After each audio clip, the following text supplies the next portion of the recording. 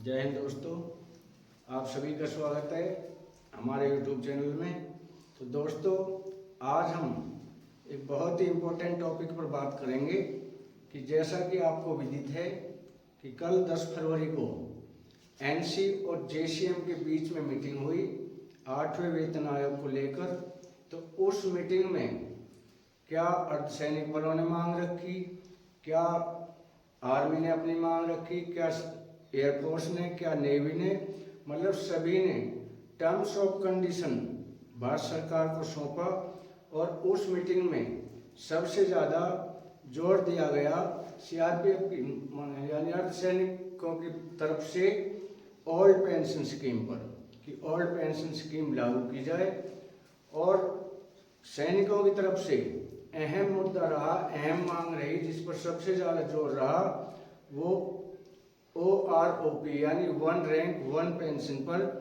क्योंकि one rank one pension OROP table number 2 में JCO जवान और जेसीओ की तो बिल्कुल पेंशन एज इट इज़ वहीं रखी गई, वहीं ऑलरेडी कैप्टन और लेफ्टिनेंट की वहीं रखी गई, कोई इजाफा नहीं हुआ। तो उन्होंने इसमें इस मांग को अपने पहले पॉइंट पर रखा। तो अब मैं करता हूँ वीडियो को शुरू। तो ध्यान से देखें क्या क्या मांगे रखी गई और किस किस तरह से सरकार को इन मांगों से अवगत कराया गया। तो ध्यान से देखें। तो 8वें वेतन आयोग के लिए सीआरपीएफ के टर्म्स ऑफ रेफरेंस भारत सरकार को सौंप दिए। उसमें सबसे महत्वपूर्ण जो मुद्दा था जिनको शामिल किया गया है, तो उनको कुल मिलाकर 12 महत्वपूर्ण मुद्दे थे, ऐसे सुझाव थे जिनको शामिल किया गया है, जिससे अर्धसैनिक बलों को 8वें वेतन आयोग में बड़ा फायदा होने वाला है। सीआरपीएफ के उत्तराखंड सेक्टर की तरफ से 8वें वेतन आयोग की टर्म्स ऑफ रेफरेंस पर 12 अहम सुझाव दिए गए, जिसमें OPS यानी ओल्ड पेंशन स्कीम, पैरामिलिट्री भत्ता, टैक्स फ्री जोखिम भत्ता, टैक्स फ्री राशन भत्ता, और मेन था 2IC का पे लेवल 12 से बढ़ाकर पे लेवल 13 में मर्ज किया जाए यानी अपग्रेड किया जाए। उसको अपग्रेड करने की पहली मांग थी। तो बहुत महत्वपूर्ण मुद्दे शामिल है इसमें। बता दें कि संदर्भ की शर्तें, किसी भी मांग पर बातचीत करना, उसकी सीमा और तरीका क्या होगा। ऐसा ना हो कि वेतन आयोग गठन के बाद लागू भी हो जाए और उसके बाद कर्मचारी और पेंशनर कहे कि आपने तो हमसे पूछा ही नहीं। इसके लिए टर्म्स ऑफ रेफरेंस पहले से ही पूछ लिए जाते हैं, ताकि वेतन आयोग लागू हो जाने के बाद गिले शिकवे ना हो। लेकिन सीआरपीएफ ने 2IC जो रैंक होता है वो एक लेफ्टिनेंट कर्नल के बराबर होता है, उसके लिए पे लेवल बढ़ाने का सुझाव भेजा, जबकि किसी भी जवान या जेसीओ के कोई भी पे लेवल या भत्ते बढ़ाने का कोई सुझाव नहीं भेजा। तो इसके आगे भारत सरकार ने 16 जनवरी को 8वें वेतन आयोग के गठन को मंजूरी दे दी थी। आयोग की सिफारिशें 1 फरवरी 2026 को लागू होनी है। 1 जनवरी 2026 को कर्मचारी संगठन के नेताओं का कहना था कि अतीत में ऐसा कम ही देखने को मिला है जब आयोग का गठन उसकी रिपोर्ट को लागू करने में 2 वर्ष से कम समय लगा हो। पहले यह होता था कि वेतन आयोग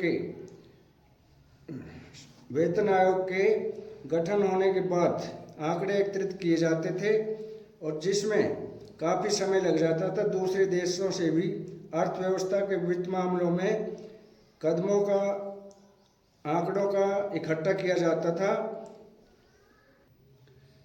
तो इन्होंने कहा है कि इस बार कम समय लगेगा। 2 दशक पहले डॉक्टर मनमोहन सिंह की सरकार के दौरान वेतन आयोग के गठन से लेकर उसे लागू करने तक इस प्रक्रिया में 18 महीने लगते थे।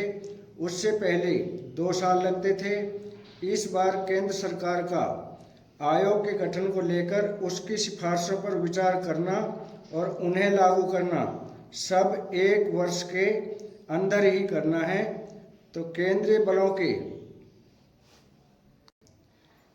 बलों ने 8वें वेतन आयोग की संभावित संदर्भ शर्तें TOR पर अपनी रिपोर्ट सौंप दी है और विभिन्न बलों के कार्यालयों से प्राप्त रिपोर्ट संबंधित फोर्स के महानिदेशक द्वारा केंद्रीय गृह मंत्रालय को भेजी जा रही है। वहां से यह रिपोर्ट वित्त मंत्रालय के पास पहुंचेगी। CRPF के उत्तराखंड सेक्टर की तरफ से 8वें वेतन आयोग की संभावित संदर्भ शर्तें TOR पर कई सुझाव दिए गए, जिसमें CRPF के 12 प्रमुख सुझाव है। पहला है फिटमेंट फैक्टर में बढ़ोतरी।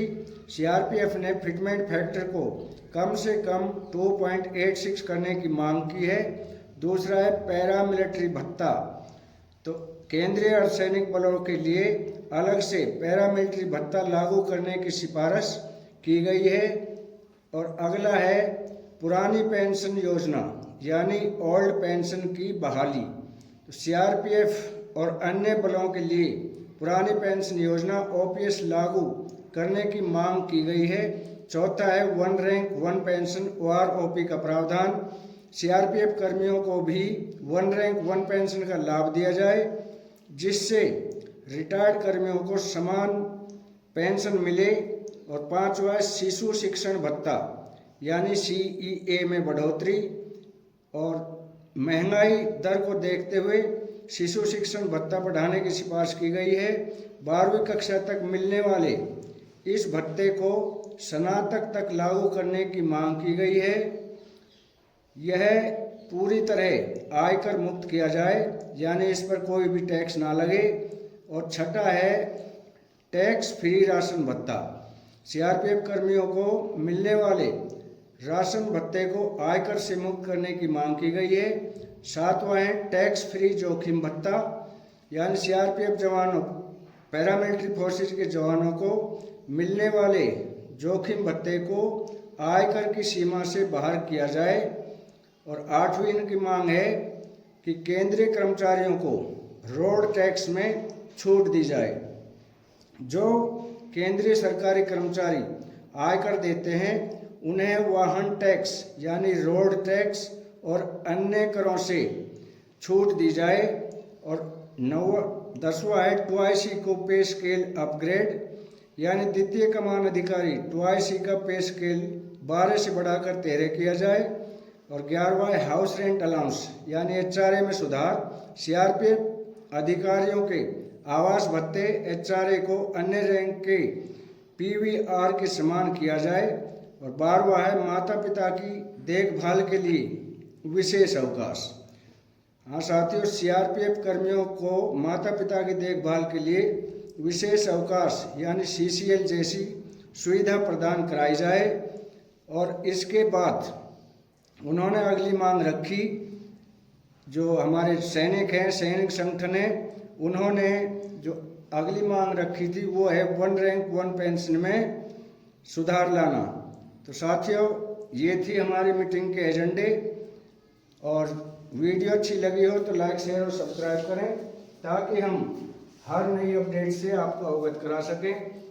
ये आज की जानकारी शायद बहुत महत्वपूर्ण है। जो भी वेतन आयोग में हमारी मांगें मानी जाती है, मांगें मंगवाई जाती है, हमारे क्या क्या विचार है, किस किस चीज़ में हमें बढ़ोतरी करानी है, तो उन सब को मद्देनजर रखते हुए हमारे जो शिव गोपाल मिश्र जी हैं, उन्होंने केंद्रीय कर्मचारी संगठन की तरफ से अपने जो टर्म्स ऑफ रेफरेंस है वो भारत सरकार को दिए। तो आज के लिए इतना ही। कल फिर मिलेंगे इसी तरह की किसी नई जानकारी को लेकर। तब तक के लिए जय हिंद।